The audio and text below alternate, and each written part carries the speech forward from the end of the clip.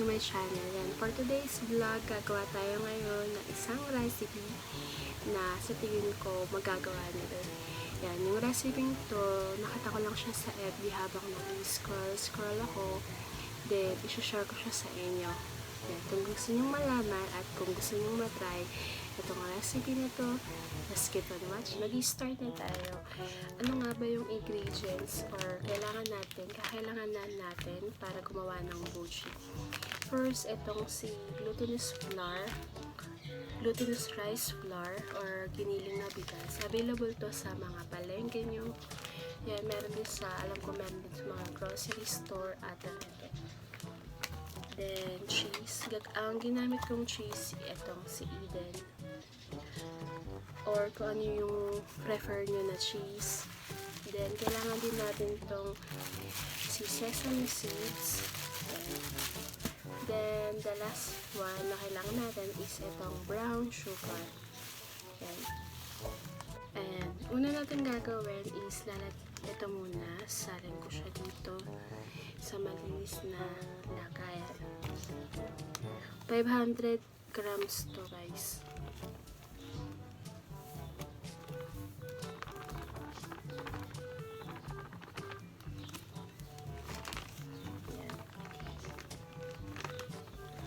And nalagay ko na, guys, yung itong flour. Next is lalagyan na natin itong asukal. 1/4 nga pala, ginamit namin is 500 grams tsaka 1/4 na asukal. Pwede nyong dagdagan or bawasan, depende sa dami na gusto nyo. And nalagyan na natin lahat itong 1/4. Pwede nyong dagdagan kung gusto nyo ng mas matamis or yun.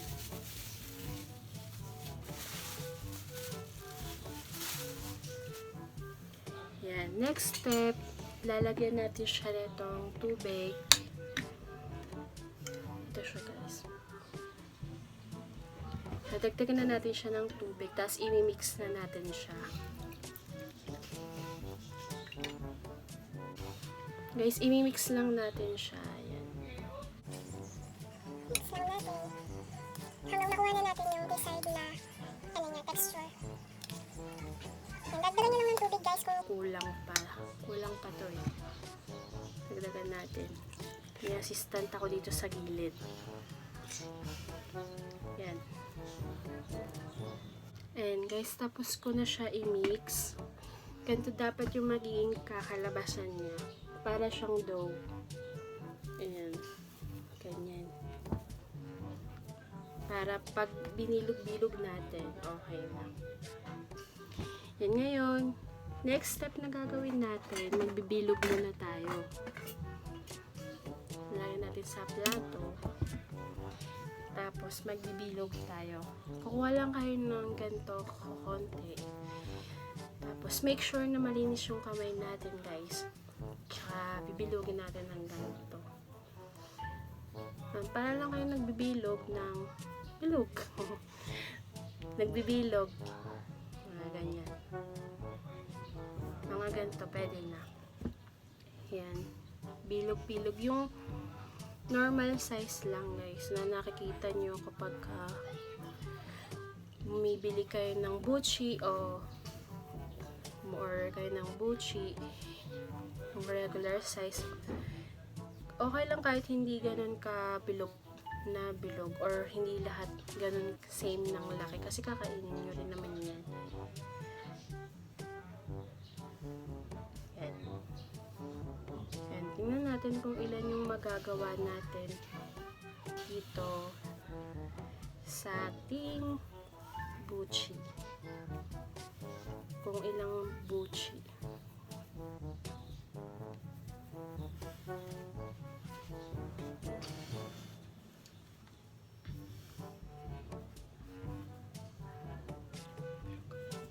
Yan, nakakatatlo na tayo. Hindi ito perfect na bilog. May nanghihingi dito. Titingnan daw niya kung makakapagbilog siya. Malinis kamay mo. Good.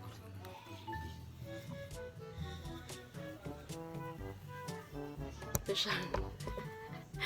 Bilog ka, boy. Bibilog ka. Bibilog din siya.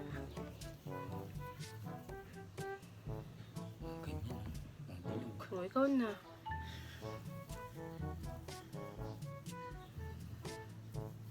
Sa akin flat, sa'yo bilog. Yan, balikan ko kayo ulit guys kapag nakabilog na kami ng marami. Ayan guys, natapos na tayo magbilog. Ito na siya. Ngayon, yung feeling naman yung gagawin natin. Maghiwa tayo ngayon ng cheese. Itong Eden cheese. Yung cut niya is pa-square lang. Yung sakto lang dun sa magiging palaman natin dun sa Buchi.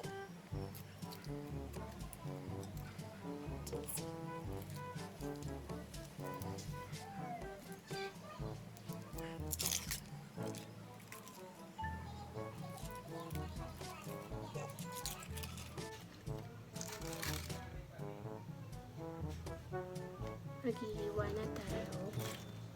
Lalagay lang natin siya dito. Tapos magkakat lang tayo ng square. Halos nasa 27 pieces yung nagawa natin. Kaya dapat nakagawa din tayo ng kantong cheese na mga 27 din.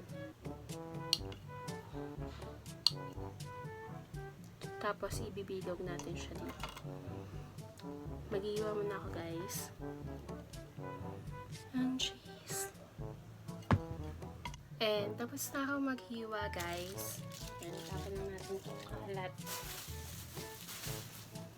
Tapos na akong maghiwa. Ito na siya. Then magpapalaman na tayo ng ating Buchi.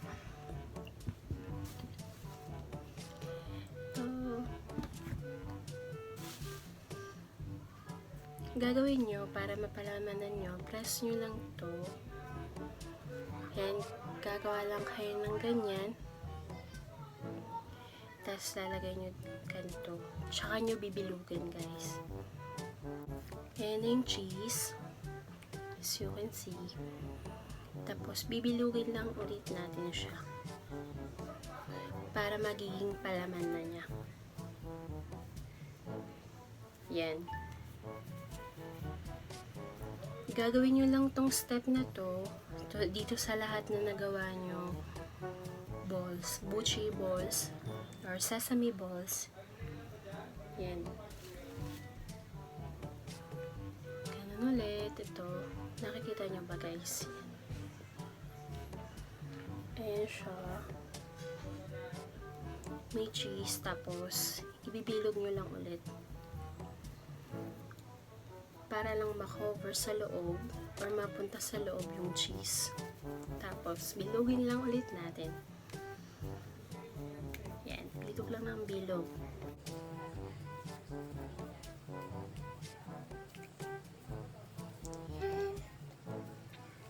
Pag wala kayong magawain, mas nagugutom kayo, mas natatakam kayo sa mga nakikita nyo sa FB. Imbis na lumabas-labas kayo at gumastos, ngayon, bakit hindi nyo na lang i-try gawin? Nagkakaroon pa kayo ng bonding ng family nyo or ng loved ones nyo sa paggawa nitong easy na recipe.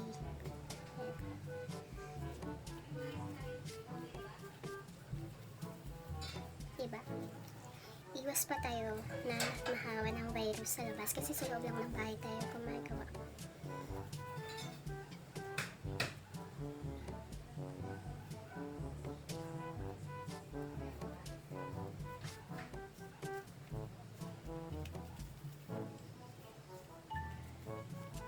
And guys, natapos na tayong magbilog. Ngayon, dito naman tayo magpa-proceed sa sesame seed. Ayan. Nakikita nyo ba guys? Ito yung sesame seed. Ayan, lagay ko na lang dito yung picture. Hindi masyadong kita. Ano? Ayan. Pabibilugin lang din natin ulit. Papagulungin lang natin ito sa sesame seeds. Kaya ng pagbibilog at pagkulong ng jowa nyo sa inyo. Joke! Ayan, ganito na yung finished product niya.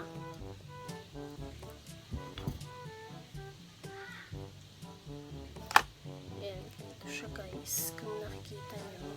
Ayan. Ayan, gagawin nyo lang din to dun sa iba pang na bilog nyo kanina na may cheese filling na. Ayan. Ganun lang yung gagawin nyo. Tapos, mamaya ipa-fry na natin siya. Kapag natapos na natin siya, lagyan ng sesame seeds o linga. Yung sesame seeds, nabibili lang din siya sa palengke or kung saan man grocery meron siya. Yan. Check nyo na lang. Pwede nyo rin palang gawin na iba yung feelings na gagamitin nyo. Pwedeng ube, pwedeng munggo. Yan. Kung may available kayo ng mga pang feelings na yun. And guys, tapos na tayo maglagay ng sesame seeds. Ito na yung kilalabasan niya. Ayan na siya guys. Yan. Piprito na natin siya. Bababa na tayo sa baba. Para magprito. Yan. Balikan ko kayo ulit.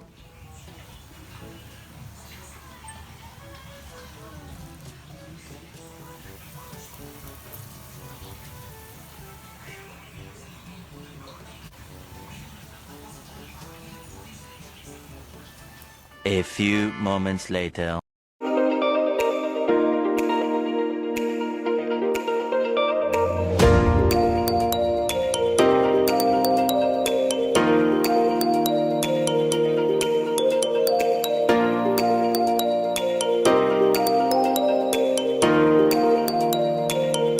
Guys, ito na yung finished product natin for today. Ang ating Buchi. Kain tayo. Yan, let's try. Tikman na natin kung anong lasa. Mahal, ikaw yung magiging first, kung anong lasa. And, papatikimin na natin siya. Kuha ka na, mahal. Dito ka.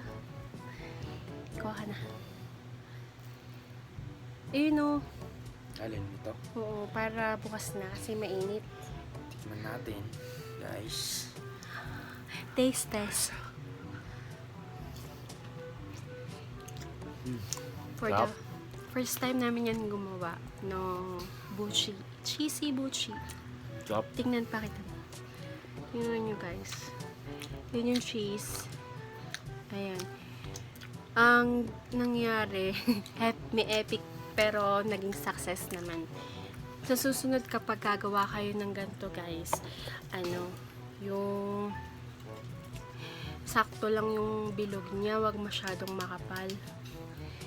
Diba mahal? Wag masyadong makapal para yung niya, yung ganito niya, yung naluluto talaga. Kasi pag makapal, hindi agad Makapal, mahirap. lasang harina. Yan. Ito pala guys, nakagawa kami ng ilang piraso. 13. 12, 12.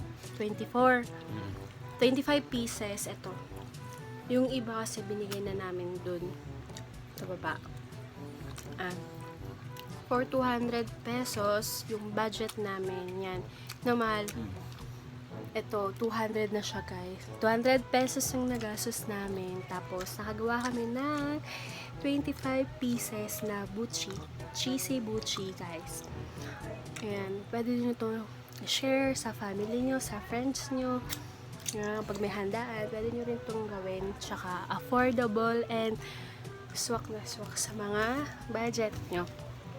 Ayan. Pwede nyo rin itong pang negosyo guys. Diba no? Magkano to pag binibili sa mga restaurant? 65? 65 ilan?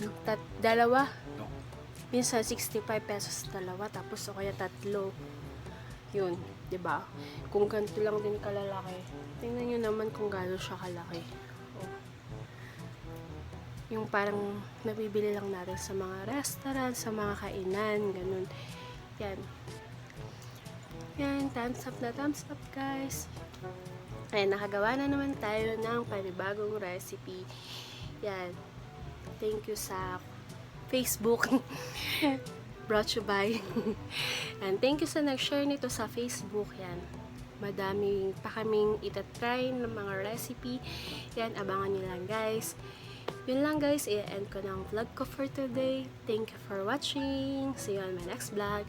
Kung nagustuhan nyo pala ang vlog na to, don't forget to like, share, and subscribe. Yun lang guys. Bye-bye na. Bye-bye. Bye-bye. See you on the next vlog.